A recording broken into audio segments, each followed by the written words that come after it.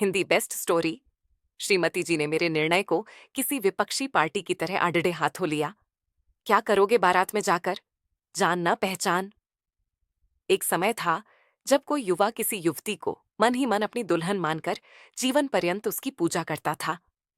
फिर समय बदला, थोड़ा खुलापन आ गया। युवक युवतियां आपस में मिलने जुलने लगे, भागकर शादियां रचाने लगे। समय फिर बदला और इंटरनेट का द्वार आ गया। असल दुनिया पर आभासी दुनिया हावी होने लगी। मेरे एक आभासी फेसबुकिया मित्र हैं, दूसरे शहर में रहते हैं। उन्होंने शादी का आभासी निमंत्रण पत्र फेसबुक पर मुझे टैगियाते हुए लिखा कि उनके सुपुत्र की शादी है। इस निमंत्रण पत्र को ही असल निमंत्रण मानते हुए बारात में जरूर पधारें। प्रतीक्षा रहेगी। मित्र तासीर से कवि हैं। कभी उनसे व्यक्तिगत परिचय नहीं हुआ, लेकिन हमारी खासी मित्रता है। यह मित्रता इस हाथ दे उस हाथ ले पर आधारित है। वे फेसबुक पर मेरे द्वारा पोस्ट की गई रचनाओं पर आंख बंद करके लाइक देते हैं, तारीफ में बड्ढे बड्ढे कमेंट देते हैं। मैं भी बदले में उनकी रचनाओं को बिलानगा लाइक देता रहता हूं। इस प्रकार हमारी मित्रता खूब फल फूल रही है। मैं उनके निमंत्रण को नकार नहीं सका। उनकी होने वाली वधू मेरे कस्बे की ही थी। बारात का आगमन भी कस्बे में ही होना था। अतः मैंने बारात में शामिल होने का निर्णय लिया। श्रीमती जी ने मेरे निर्णय को किसी विपक्षी पार्टी की तरह आढ़े हाथों लिया।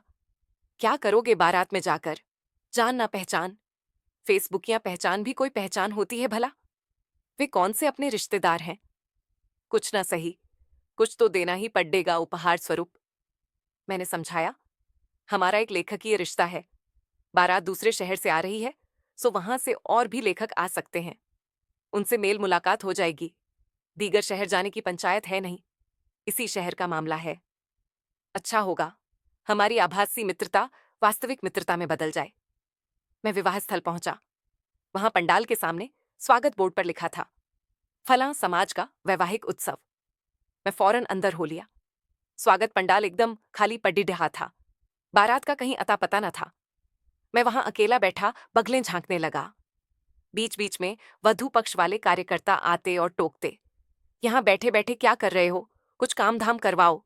मैं किस किस को स्पष्टीकरण देता कि भैया, मैं यहां पर एडवांस में पहुंचा बाराती हूं, इसलिए कुलसइयों की उठाधरी में उनकी मदद करता रहा। रात्रि 12 बजे बारात पहुंची। खबर लगी कि रास्ते में बारात की बस का टायर पंचर हो गया था। बस खाने का आखिरी सहारा रह गया था। तभी वधू पक्ष वाले कार्यकर्ता आए और उनसे पूछने लगे, आप लोग काफी लेट हो गए हैं, अब आगे का क्या प्रोग्राम है? कुछ नहीं जी, नाश्ता पानी भी अभी नहीं लेंगे, बस चाय पिलवा दीजिए। वैसे भी जहां बस का टायर पंचार हुआ था, वहीं पर सभी ने थोड़ा खा लिया था, सो किसी को खाने की जल्दी नहीं है। मेरी रही सही उम्मीद जो नाश्ते में अटकी थी, जाती रही। चूहों ने पेट में दम तोड़ डाल दिया। हाय, अब क्या होगा? फौरन चाय हाजिर हो गई। मैंने एक प्याला चाय पेट में उड़ेली और मौका मिलते ही वहां से निकल भागा। आंखें मलते हुए श्रीमती जी ने दरवाजा खोला। मेरा पेट भूख भूख चिल्ला रहा था।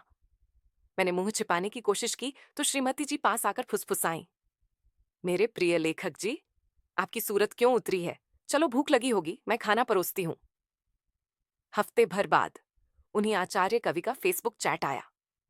आप आए नहीं क्या? मैं चौंका। मैं तो था वहां, शायद मुझे पहचान नहीं पाए होंगे, इसीलिए बहाना गढ़ते हुए लिखा, जरूरी काम से बाहर चला गया था, आदरणीय। उन्होंने फिर लिखा, चलो अच्छा हुआ आप आए नहीं, वरना बिला वजह परेशान होते। दरअसल शादी टल गई है। लड्डेचकी वालों ने एन वक्त पर मना कर दिया था, सो बारात ले जाने का खर्चा पानी भी बच गया। धन्यवाद। उनका संदेश परचकर मेरी बुद्धि सुन्न पड्डी डे डी एच गई। बाद में पद्दी दे एचताल करने पर झात हुआ कि जिस बारात में मैंने शिरकत की थी, वह भी उसी समाज के किसी खद्दधूस कवि के लड्डचके की थी। उनसे मेरा फेसबुकिया सामना आज तक नहीं हुआ था। उफ, आज अधुनातन आभासी दुनिया के कारनामे भी क्या क्या गुल खिलाते हैं। मैं उस शादी को याद करके यदा कदा गुनगुना उठता हूं। आभासी शादी में फेसबुकिया दीवाना।